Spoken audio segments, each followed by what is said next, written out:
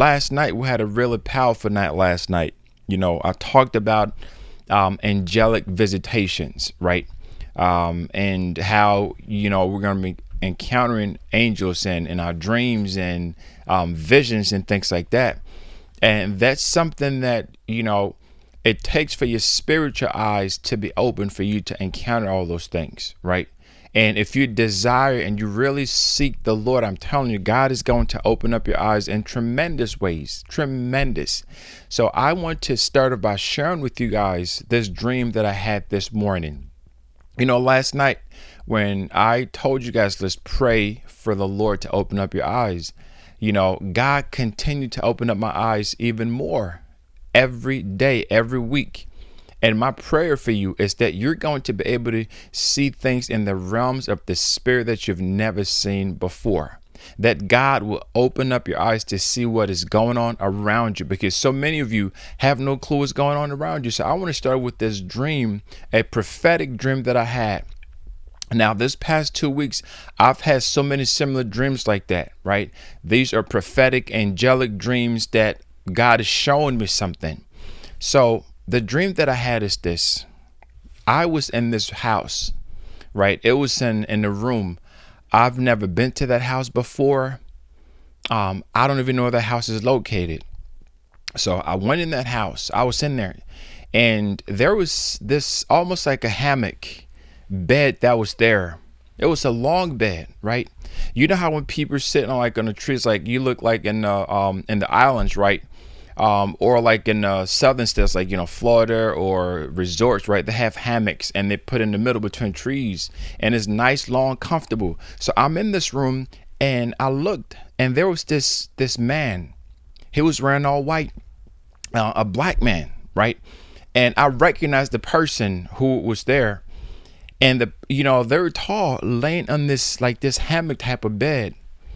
And I don't recall the conversation we had, but it wasn't, so much. But I'm standing there, and I'm getting ready to walk out this room. The room wasn't dark. It was just a typical room, had lights in there.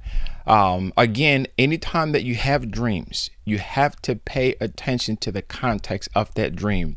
Anytime that you have dreams, you have to pay attention to what have you been praying for? What type of warfare are you going? That dream is going to help you to understand what God is trying to say to you.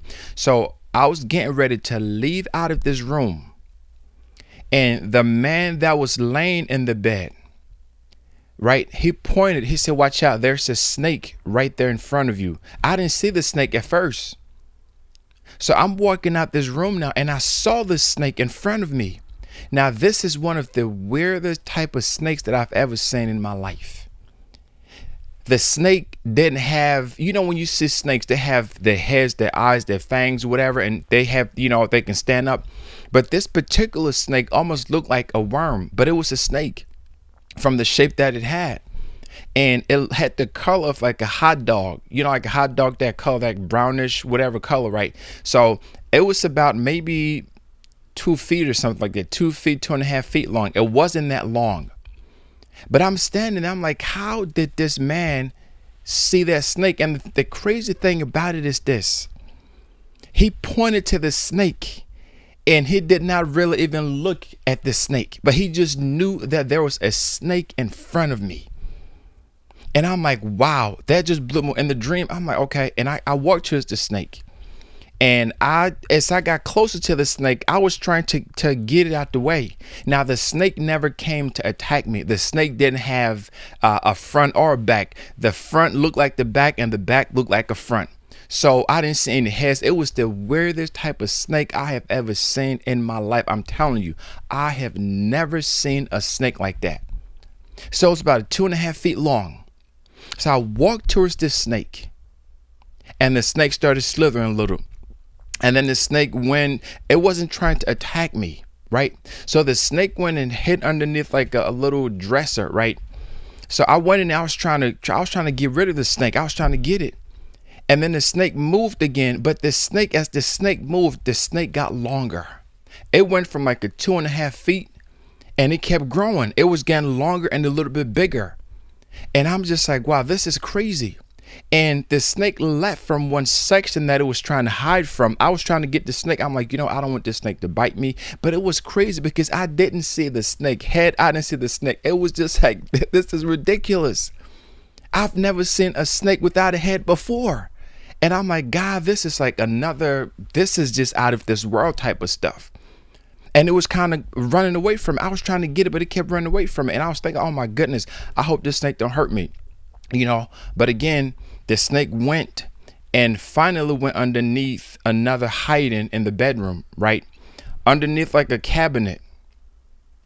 And when it hit underneath that cabinet, the snake literally went from that 2.5 feet to almost 7 feet long. And it got a little bit about this size, like this size.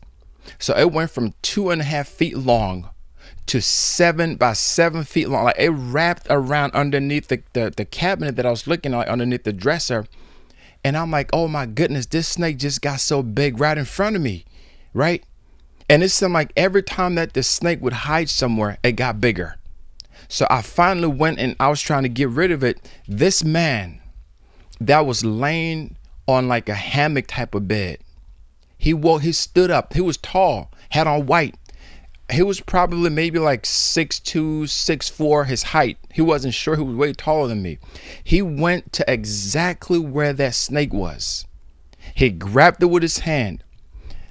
I don't know, somehow a knife. I don't know if he got a knife out of his pocket, but I just realized that once he grabbed the snake with his left hand, some type of a knife appeared in his right hand. I didn't see him pulling from anywhere. The knife just, it just came.